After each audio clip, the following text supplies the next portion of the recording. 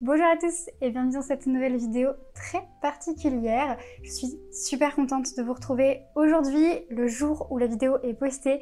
C'est un jour tout spécial pour moi et on va rentrer dans les détails tout de suite.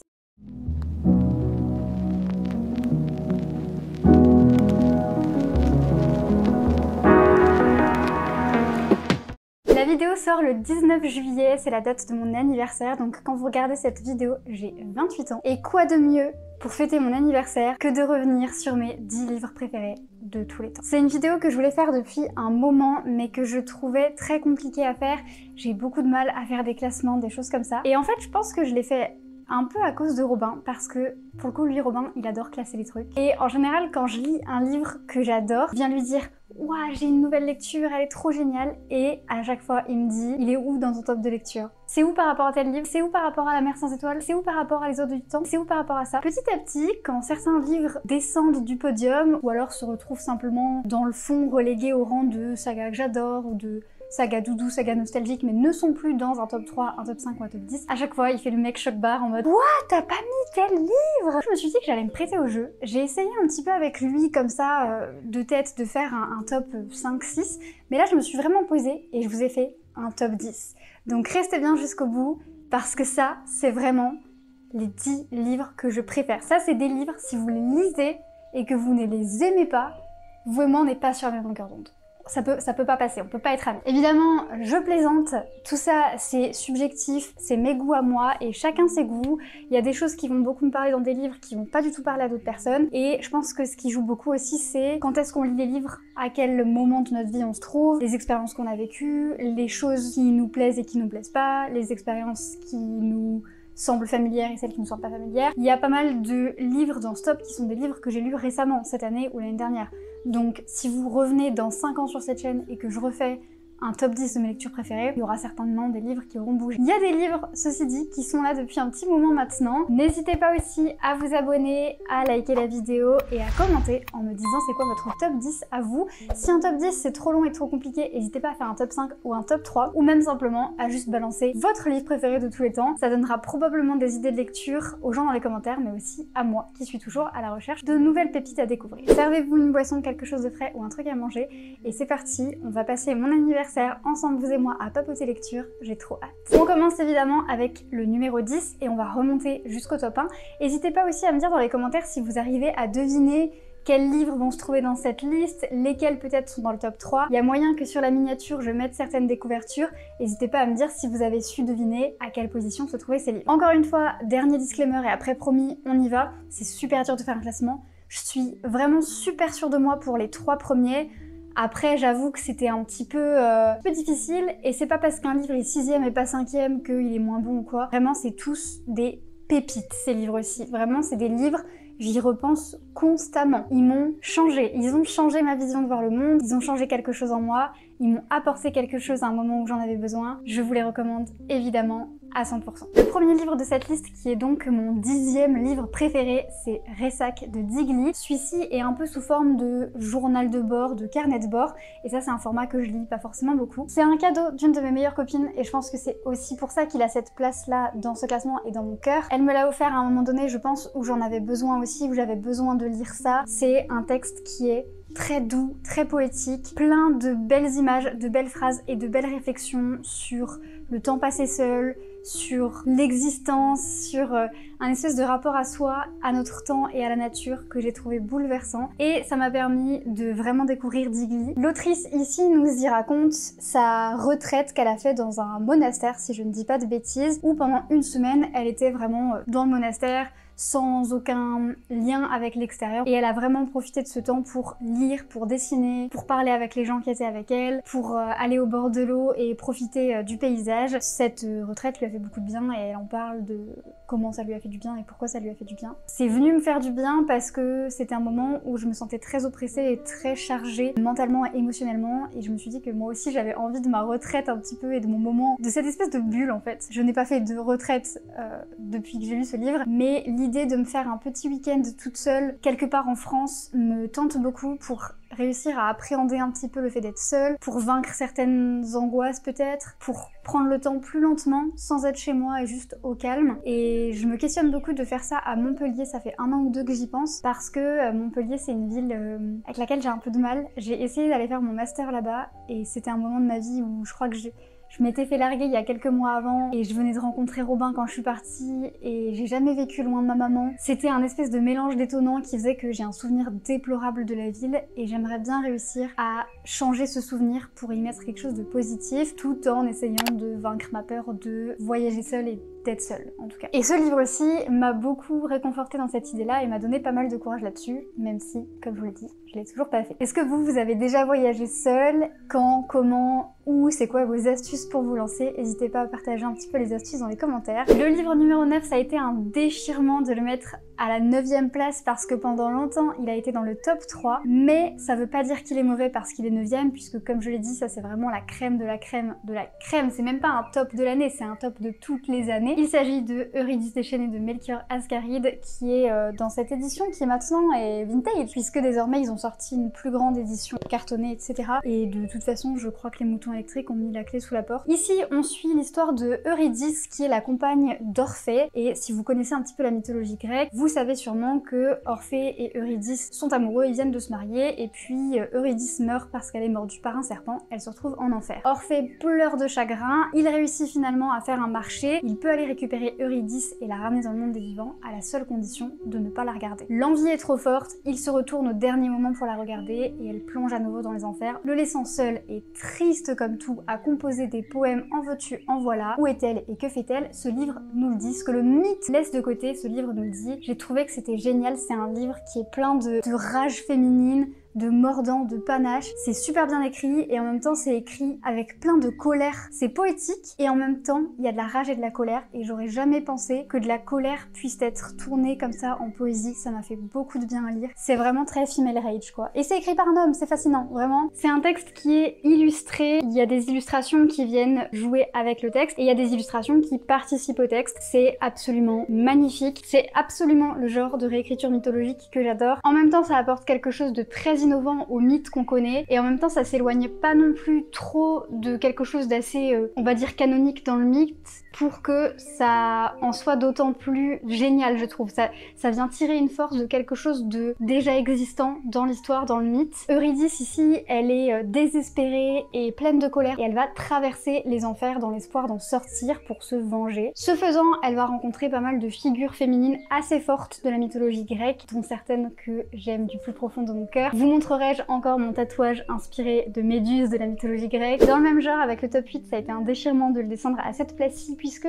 il était aussi dans le top 3, top 4 à un moment donné. Il s'agit de Piranèse de Susanna Clarke qui est un livre vraiment mais je vous le recommande à 100%, que vous aimiez le thriller, la fantasy, la fiction littéraire. Il est absolument incroyable. Alors il a plein de taches de doigts parce que il est fait dans une matière que je déteste et qui marque vite les taches de doigts. À part ça la couverture est magnifique. C'est une histoire qui est très compliquée, qui est vraiment un peu étrange et au début c'est vrai que ça peut être un peu déroutant. On commence le livre, on comprend rien et je crois, vous allez le voir aussi dans les autres suggestions, dans les autres livres de cette liste, c'est quelque chose qui me plaît beaucoup de rien comprendre au début je crois. On est plongé dans un espèce de palais qui semble labyrinthique et infini et on suit Piranèse, ne sait pas d'où il vient, qui ne sait rien de lui à part qu'il s'appelle Piranèse. Il tient un journal de bord qui est finalement ce livre-ci dans lequel il recense toutes les portes, tous les couloirs, toutes les statues qu'il trouve dans ce palais gigantesque. Il y a une autre personne avec lui qui s'appelle l'autre et qui n'est là que 2 fois 2 jours de temps en temps de manière régulière et qui vient lui poser des questions sur où se trouve telle porte, qu'y a-t-il à tel endroit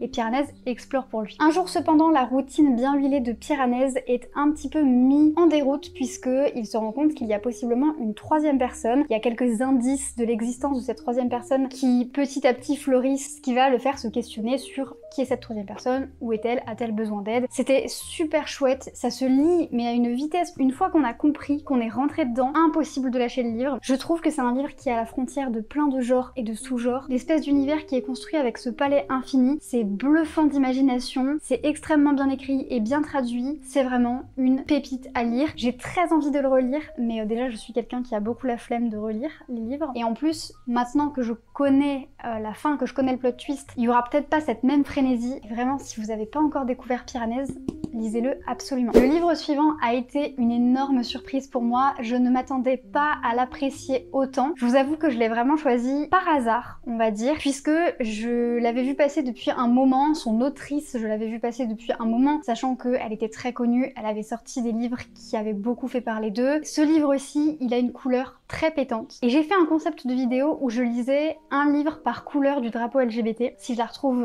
je vous la mettrai par ici. Je l'ai choisi pour la couleur jaune parce que je trouvais pas de livre jaune, et ce livre-ci m'est venu en tête et je me suis dit c'est vrai que ça fait un moment que je le vois passer et que je suis assez curieuse. J'ai donc décidé de l'acheter et de le lire, et là ça a été un coup de cœur. Il existe en deux formats, il existe en format broché classique, il existe en format collector comme ils font beaucoup en ce moment, et il y avait que le collector qui était disponible en librairie à ce moment-là, donc je l'ai pris un petit peu bon an mal an en me disant bon, j'achète pas souvent de collector mais allons-y. Heureusement que je l'ai acheté en collector puisque c'est désormais l'un de mes livres préférés de tous les temps. Il s'agit de Yellowface de Rebecca F. Kuang. La couverture est insane, je la trouve giga belle. Du coup il y a un jeu assez sympa quand on enlève la jaquette, il y a la couverture d'un autre livre qui s'appelle Le Dernier Front, et je vais vous expliquer pourquoi, mais je trouve ça génial. Je ne me souviens plus du tout du nom des personnages, donc soyez indulgents avec moi par rapport à ça. On suit le point de vue d'une jeune femme qui est blanche, qui a été dans une université prestigieuse, il me semble, je me demande si c'est pas Yale ou quelque chose comme ça, avec une de ses amies qu'elle a rencontrée là-bas, qui elle est racisée. Elles deviennent toutes les deux écrivaines, elles écrivent toutes les deux des livres, sauf qu'il se trouve que la personne blanche rencontre assez peu de succès, voire pas du tout, tandis que son amie racisée, c'est succès sur succès, best-seller sur best-seller,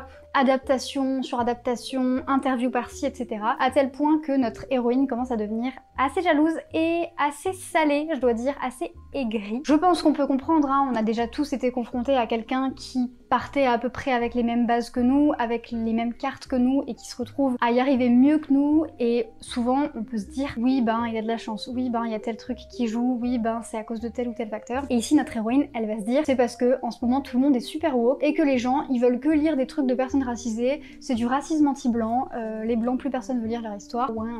À travers ce personnage qui ma foi est assez infect, hein, puisque elle est très raciste et elle est très chouinarde et moi je, et on sent que c'est la meuf qui a eu pas mal de privilèges dans sa vie et qui se retrouve un peu couate maintenant parce que finalement ça t'a pas mené plus loin que d'autres personnes sur les plans où toi tu le voulais en tout cas, et maintenant que tu dois bosser un petit peu, tu galères. Et l'histoire commence, elle se retrouve, elle boit un verre, et donc notre héroïne elle est très salée, très aigrie, oh là là. Et son amie lui dit je travaille sur un nouveau projet, je l'ai enfin terminé, je pourrais te le montrer tout à l'heure. Elle est assez secrète sur ses projets, en général elle en parle à personne tant qu'elle a pas terminé. Elle passe la soirée, elles boivent et elles discutent de plus en plus.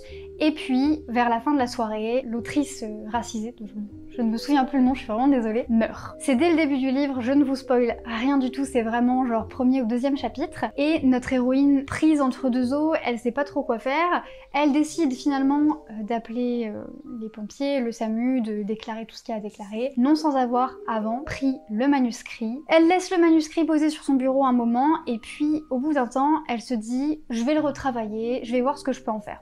Elle passe des heures à le travailler, à reprendre certaines phrases, à finir certaines choses qui n'avaient pas été bien terminées pendant le premier jet, et puis au bout d'un moment, elle l'envoie à un éditeur. Et alors là, surprise, l'éditeur accepte le projet, elle est ultra heureuse, mais là alors commence sa vie de mensonges et d'appropriation culturelle qui va être de plus en plus horrible et de plus en plus cauchemardesque, autant pour elle que pour nous lecteurs, puisque nous on est témoins de ça en se disant mais quand est-ce que ça va s'arrêter, c'est quoi la prochaine dinguerie qu'elle va nous faire. Petit à petit elle se fait passer pour l'autrice de livre, et il y a un vrai truc où elle commence à se dire ce livre il aurait jamais vu le jour sans moi, je l'ai modifié, il m'appartient tout autant qu'à elle. Sauf que ce livre c'est pas n'importe quoi, c'est un livre qui parle de l'histoire d'une partie du peuple chinois, il me semble que c'est les ouvriers, je sais plus à quelle période historique, mais c'est un livre qui est très empreint d'une culture, d'un pays et d'une histoire qui ne lui appartient pas du tout du tout.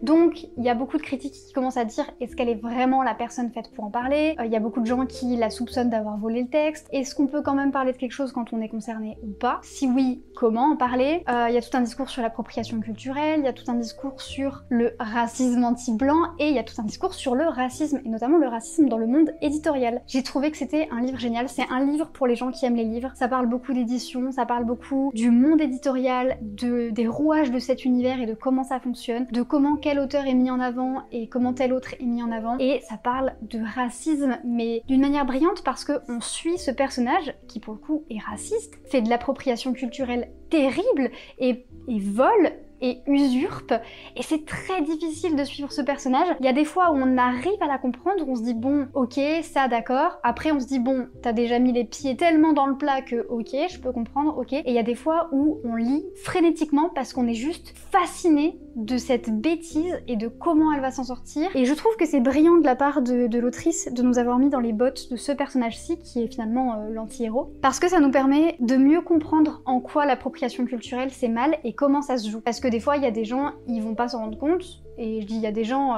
je pense que ça m'est arrivé de dire des bêtises ou d'avoir des comportements qui étaient pas toujours ok, parce qu'on est élevé dans une culture qui est quand même extrêmement raciste. C'est un travail terriblement ardu et sur soi-même de se déconstruire et de comprendre les mécanismes racistes pour pas les reproduire, mais c'est un travail qu'il faut faire qui est absolument nécessaire. C'est vrai que parfois il y a ce truc de pas comprendre comment marche le racisme, ou enfin je veux dire quand on est blanc, on n'a pas été confronté au racisme, on n'est pas heurté par certains propos qui sont racistes, on a du mal à décortiquer certaines choses, donc à part écouter les personnes racisées, lire des textes de personnes racisées, s'intéresser aux personnes racisées et à ce qu'elles ont à dire et à comment elles le disent, il n'y a rien d'autre à faire. Et parfois, il y a des gens qui peuvent être vraiment dans leur bulle et dire non, ça c'est pas de l'appropriation, non, ça c'est pas du racisme, non, ceci, etc. Et d'être dans les bottes du méchant, ça aide à dire non mais là c'est horrible ce qu'elle fait. Vraiment bluffant du début à la fin, je vous le conseille absolument. Et je vous le conseille d'autant plus si vous aimez les thrillers, si vous aimez les livres qui parlent de livres, si vous aimez le monde de l'édition. Pour le prochain livre, je ne suis pas du tout objective puisque c'est le dernier livre que j'ai lu. Et il m'a tellement plu, j'arrête pas d'y penser, j'obsesse complètement avec ce livre. Je sais même pas si je vais réussir à lire autre chose après parce que là je suis dans une bulle merveilleuse et j'ai envie d'y vivre, j'ai envie d'être aspirée par les pages, j'ai envie que l'encre et les mots coulent sur ma peau. Je veux vivre dans ce livre, je veux que ce livre vive en moi à jamais. L'espace d'un an de Becky Chambers, qui est le premier tome de la tétralogie Les Voyageurs. Je sais que je le découvre après tout le monde. J'étais très intimidée par ce livre parce que déjà il est énorme, parce qu'il y a plein de gens qui ont adoré et parce que j'ai déjà lu du Becky Chambers, tout lu à part du coup cette tétralogie là. Et j'aime beaucoup son écriture, j'aime beaucoup ce qu'elle a à dire.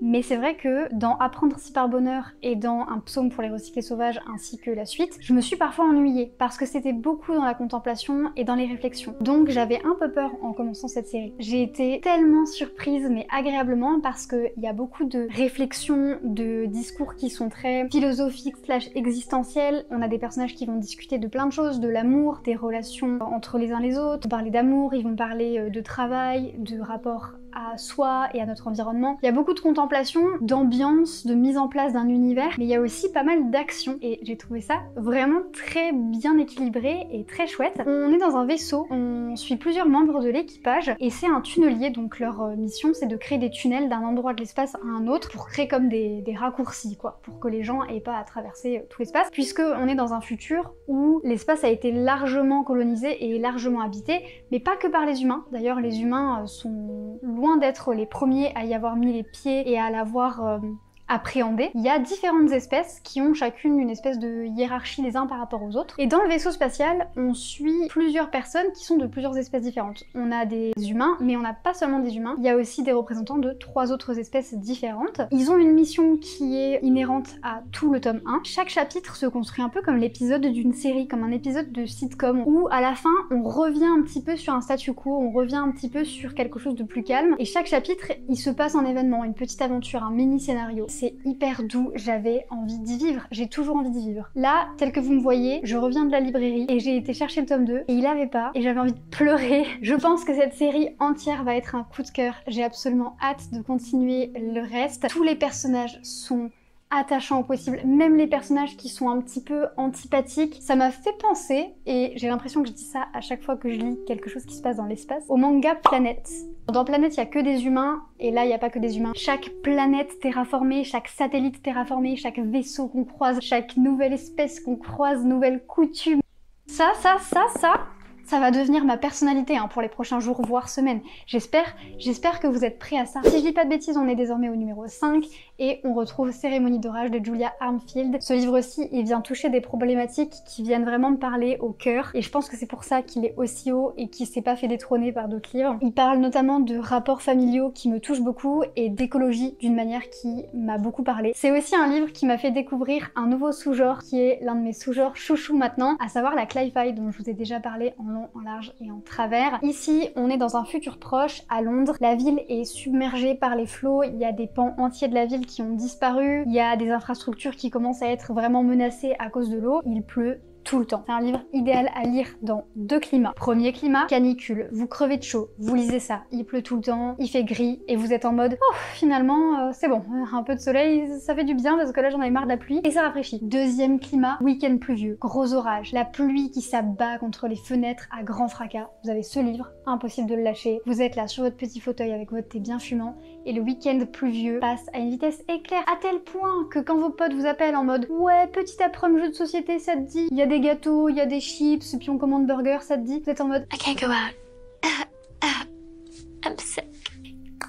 Dans ce climat-ci, on suit 3 jeunes femmes qui sont sœurs mais qui ont perdu contact depuis très longtemps. Elles sont obligées de reprendre contact à la mort de leur père qui était un célèbre architecte et en se revoyant ça va leur permettre de déconstruire un petit peu leur passé, leur rapport à leur famille, à leur maman dans un premier temps mais aussi à leur père, surtout à leur père, à cette image du père qui est à la fois omniprésent et pourtant défunt et pourtant qui n'est pas là. Et ça va également leur permettre de se rendre compte de pourquoi elles ont ces liens-là entre elles, entre sœurs. C'est un livre que j'ai trouvé très bien écrit, la traduction est folle.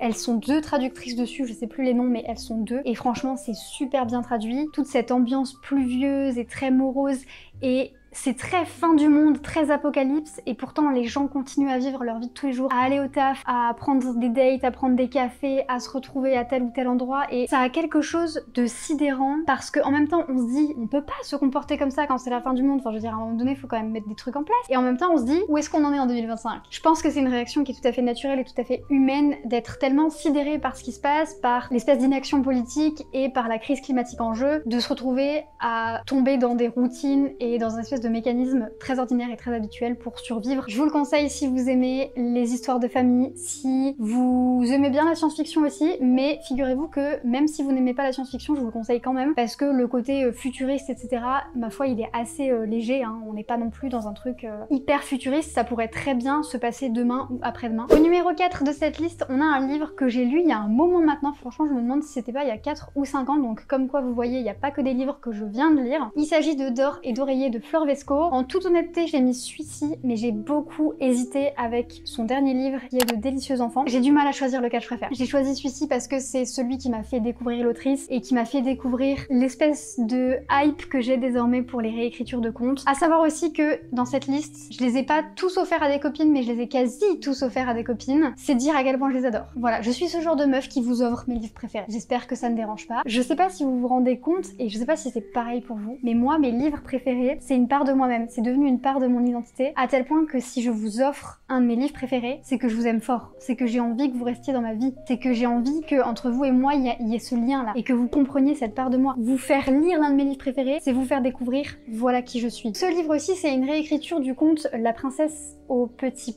pois. Il y a aussi une vibe très Jane Austen, j'ai trouvé. On est dans une espèce d'Angleterre des années fin 1800, début 1900. Il y a un homme extrêmement riche qui vient de revenir et il annonce être prêt à se marier à une condition. Il a un petit défi qu'il veut faire. Il veut que les jeunes filles qui veulent devenir potentiellement sa femme passent d'abord une nuit sans chaperon chez lui. Alors là, autant vous dire que toutes les mamans de la région, elles sont choquées. Comment ça, une nuit sans chaperon? Et pourtant, c'est quand même une grosse fortune à la clé et un gros domaine. Alors, elles font toutes les meufs effarouchées en société en mode « Oh non, jamais !» Et puis discrètement, elles envoient leurs filles. Et nous, les jeunes filles qu'on va suivre, elles sont 3 et elles sont quand même accompagnées de leur gouvernante puisque la maman fait un petit peu les choses en tsum tsum et elle est en mode « Vous avez quand même un petit peu un chaperon, let's go !» Sauf que le monsieur, il fait passer le test à chacune de ses filles. On découvre alors ce qu'est ce fameux test, que se passe-t-il réellement la nuit, et surtout, pourquoi a-t-il besoin de faire passer ce test. C'est une réécriture que j'ai trouvée super chouette parce que ici ça vient beaucoup parler de... J'ai trouvé que c'était très très beau, très bien écrit, sensuel, doux, poétique. Fleur Vesco, je l'adore, je trouve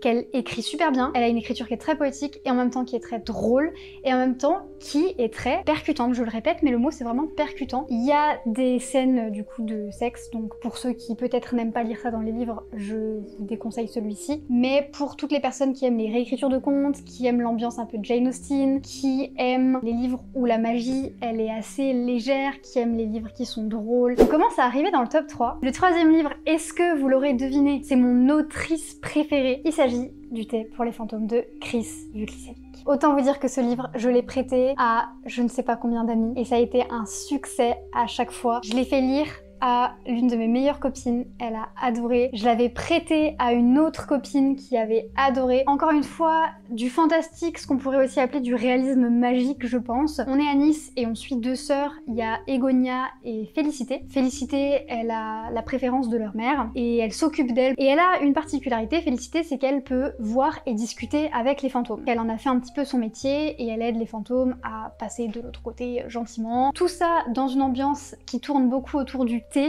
autour de quelle tasse on choisit, quel thé on choisit. Ça a quand même quelque chose de très convivial, doux et cosy. Et à côté on a Egonia qui elle est vraiment le vilain petit canard de la famille. Sa mère l'a détestée quasi instantanément et pour zéro raison. Elle a également un pouvoir mais qui pour le coup vend beaucoup moins de rêves. C'est que quand elle ouvre la bouche, il y a des papillons qui en sortent et des papillons qui viennent faire pourrir absolument tout et n'importe quoi. Et de cette pourriture naît des fleurs carnivores si je dis pas de bêtises. Quand on débute l'histoire, la maman meurt et Félicité s'en inquiète, elle est persuadée que cette mort est étrange et qu'il y a un mystère derrière la mort de leur maman et qu'il faut par conséquent retrouver le fantôme pour réussir à discuter et comprendre ce qui s'est passé. Félicité, elle informe sa sœur, elle lui dit voilà, maman est morte, je vais simplement essayer de retrouver son fantôme, c'est tout, je voulais te tenir au courant. Sauf que Egonia, ça se passe pas comme ça, elle décide de suivre Félicité parce que elle aussi, elle a des questions à poser au fantôme de leur maman. Les deux sœurs vont se mettre en quête du fantôme de leur mère. Ce faisant, on va rencontrer une brochette de personnages un peu magiques, pétillants, drôles, bienveillants, mais aussi parfois un petit peu décalés, voire un petit peu malveillants. C'est hyper beau,